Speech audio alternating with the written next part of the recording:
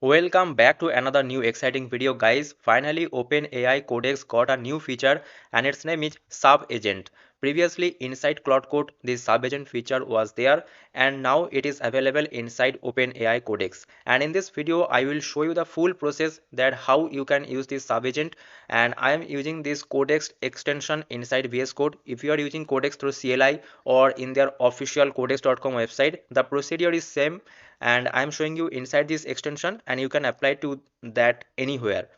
And this is the prompt that I will share with you in description. You just copy that prompt and paste it here and it will spin up the subagent feature inside codex. So what I have written here: review this code with parallel subagents, spawn one for security task, one for test cap, one for maintainability, and wait for all three, then summarize. So here you see that I am spinning up three subagents. Okay, and you can spin any number of subagents as you want, and I am just spinning up for different purposes. Now if you go to their official website, there you will find a detailed article regarding this subagent, means why subagent, what was the issue previously without this subagent. Basically they have pointed out two main problem without subagent. One is the context pollution, another one is the context rot. So for context pollution they have written useful information gets buried under noisy intermediate output. Let's say you have given the actual requirement of your project and also the technical architecture and also the API details regarding your project to this model. And after that, whenever you are proceeding, after let's say 50 messages, you are giving the logs. Okay, when you are actually developing the project, you are getting some error, you are giving the logs to that model. So what happens that it gets many more information, and that logs and that test cases, these are actually noisy information, and the useful information was that actual requirement and that technical architecture, that was actual information. So you are actually mixing up all this, and when you are mixing up all this, the context gets polluted and you will get the different results from your expected.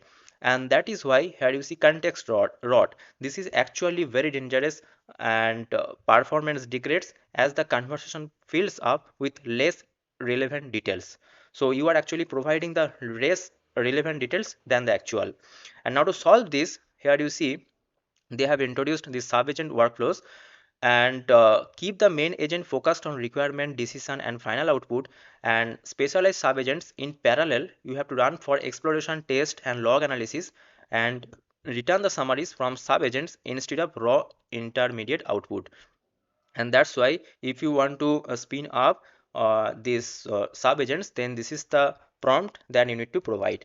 So if I just copy this prompt, you please copy it from the description, and let me just place myself on the left hand side and just ask it here.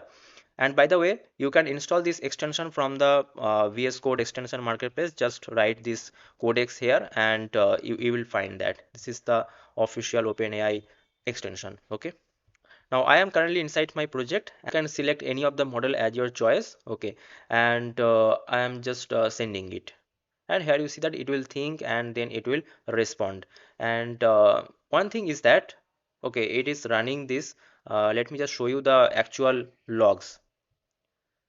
So it is doing all of its work, and if I just expand it, you will be able to see what it is doing.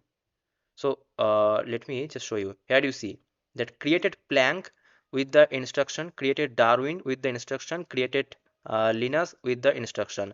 And here is the second point, follow my cursor, spawn and coordinate dedicated subagents for security testing and maintainability reviews. Okay, and here you see that three subagent it has spawned.